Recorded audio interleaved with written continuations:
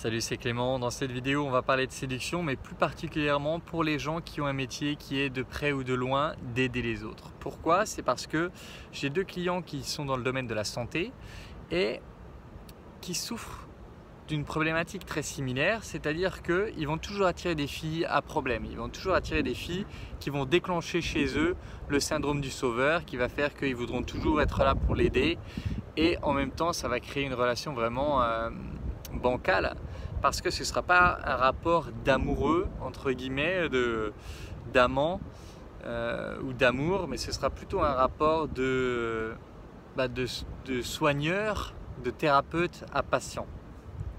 Et en fait, je discutais donc avec l'un de ses clients qui me disait qu'il a envie d'être le même dans son travail que dans sa vie perso. C'est-à-dire que ça part d'une bonne intention qui est une envie d'intégrité. Je veux être le même quelles que soient les circonstances. Sauf que quand on est de près ou de loin un thérapeute, on ne peut pas se permettre d'être le même dans la vie pro et dans la vie perso.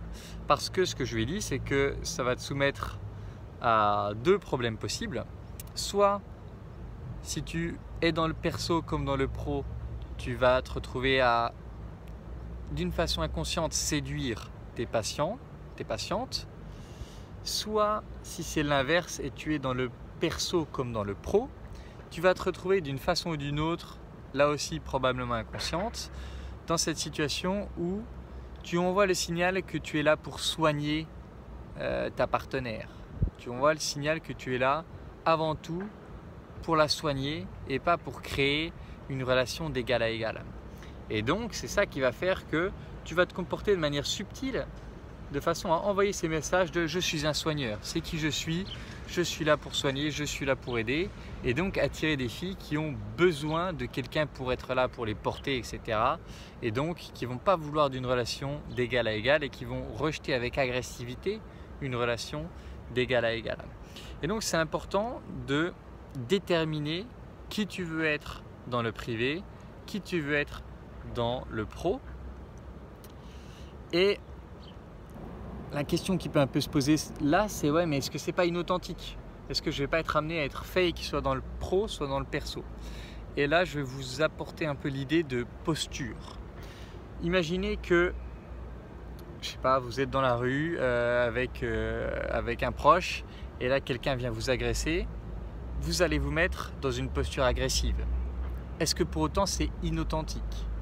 Maintenant, ça fait partie de vous, l'agressivité. Vous ne l'utilisez pas au quotidien, vous ne vous positionnez pas dans cette posture agressive au quotidien, enfin j'espère pas en tout cas, mais elle fait partie de vous. Et de la même manière, vous pouvez être quelqu'un de très altruiste par moment, de pouvoir rentrer dans ce mode très altruiste et par d'autres moments être plutôt égoïste dans votre quotidien, sans pour autant que ce soit inauthentique. Et donc l'idée c'est de pouvoir se mettre dans la posture du soigneur quand vous êtes dans votre travail, de pouvoir vous mettre dans la posture, pas dans une autre posture que celle du thérapeute, quand vous êtes dans votre vie perso. Sinon, vous risquez aussi de tomber dans le syndrome du nice guy, du gars qui est là pour aider et pas pour séduire. Et donc d'être pas sexualisé, quoi, en gros. Et je pense que si vous avez une bonne pratique de thérapie, vous avez forcément dû sentir ce moment où vous vous concentrez vraiment sur quel est le problème de ce patient, comment est-ce que je peux l'aider. Et vous avez dû sentir que quand vous êtes vraiment dans cette posture d'aide, vous n'êtes plus le même qu'au quotidien. Et donc si vous avez arrivé à sentir ça, vous pouvez sentir cette posture de thérapeute dont vous devez vous éloigner au quotidien. Et dans le quotidien, il va falloir plus, alors si c'est dans une démarche de séduction, plus vous positionner dans une posture d'amant. Et donc, plutôt que de vous connecter à comment est-ce que je peux aider cette personne, de vous connecter à qu'est-ce qui m'attire chez cette personne, qu'est-ce qui me plaît chez cette personne, qu'est-ce que j'ai envie de faire quand je la regarde.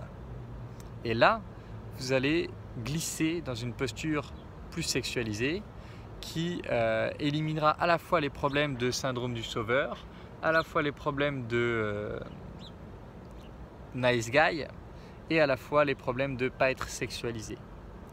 Voilà, si vous êtes un thérapeute qui a envie de faire des rencontres amoureuses, je vous invite vraiment à réfléchir à cette question-là et à abandonner l'idée d'être le même tout le temps et de ne pas avoir une posture spéciale pour votre travail. Je pense que je ne comprenais pas au début, mais maintenant je comprends pourquoi c'est essentiel d'avoir une posture dans son travail de thérapie qui est différente de sa posture au quotidien.